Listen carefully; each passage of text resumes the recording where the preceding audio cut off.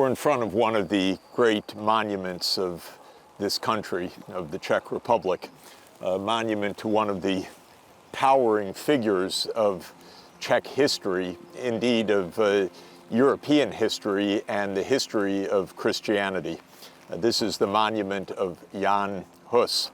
I also take this monument in some sense personally because Jan Hus was an academic. He was rector of Charles University. He was a great thinker, an important intellectual, a philosopher, a theologian, and an inspiration for the Czech people. But this monument is here for a great historical reason. The monument was erected in 1915 on the 500th anniversary of Hus's death at the Council of Constance, when he was condemned as a heretic and burned to death by the condemnation of the church. And this is a deep part of European history because Jan Hus was a core figure of what became the Protestant Reformation. Perhaps we should start the story of Hus just a few years earlier with another academic, this time at Oxford University, John Wycliffe. John Wycliffe was a reformer of the church in England.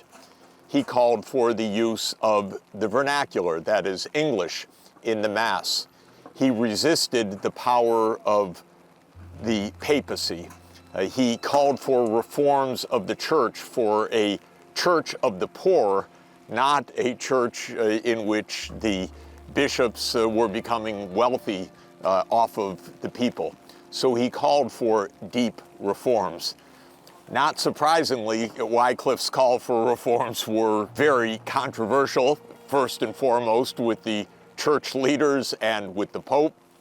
And he was called to account many times, called to recant, which he refused to do. Now, this was a period in the late 14th century, in the 1370s and 1380s, when students were coming from Prague, from Charles University, established in 1348 by Emperor Charles IV, to go to Oxford, to study in Oxford. And one of the reasons for that is that the daughter of Charles IV, Anne of Bohemia, was the Queen of England, the wife of Richard II. And because of that connection between England and Bohemia, students went from Charles University to Oxford and learned about the teachings of John Wycliffe and brought back that call of reform back to Prague. And this call of reform and the teachings of Wycliffe were taken up by this great scholar and philosopher.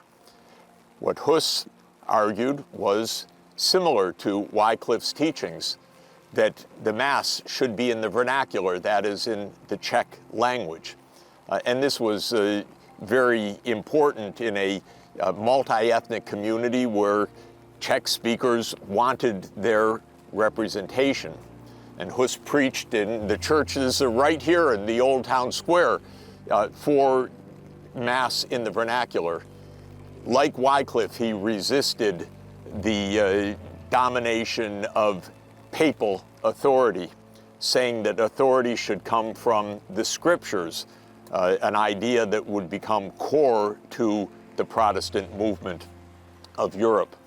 He called for an end to selling of church offices and other ways that the church was extracting money from the people.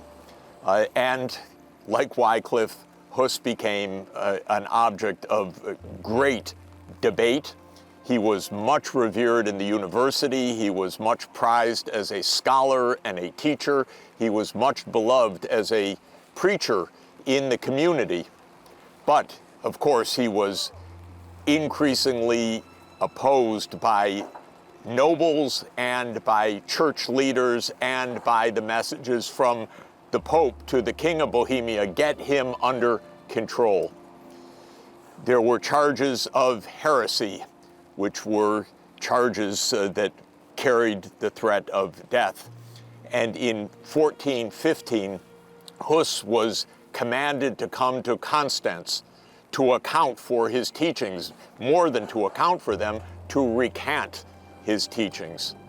And in 1415, he said essentially what Luther would say 100 years later: I can't recant. My conscience commands me to speak the truth.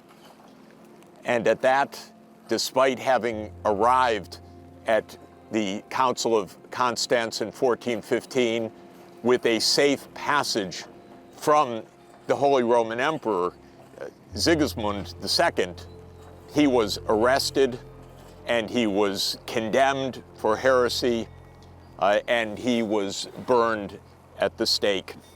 This was a obviously incredibly tumultuous event for the people of Bohemia, and it was a tumultuous event that reshaped Europe.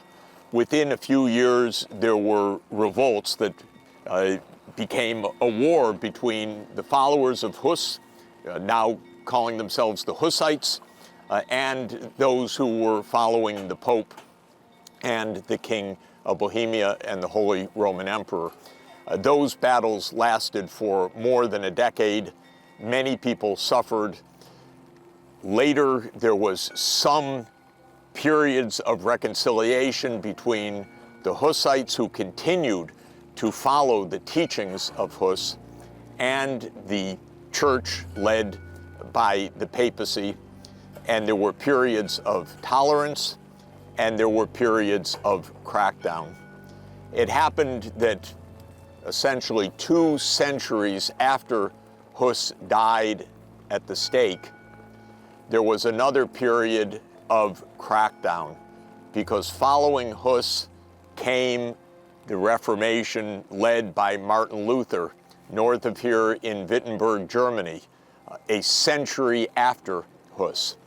Martin Luther putting his 95 Theses on the cathedral door in Wittenberg and opening the revolution that became the Protestant Reformation.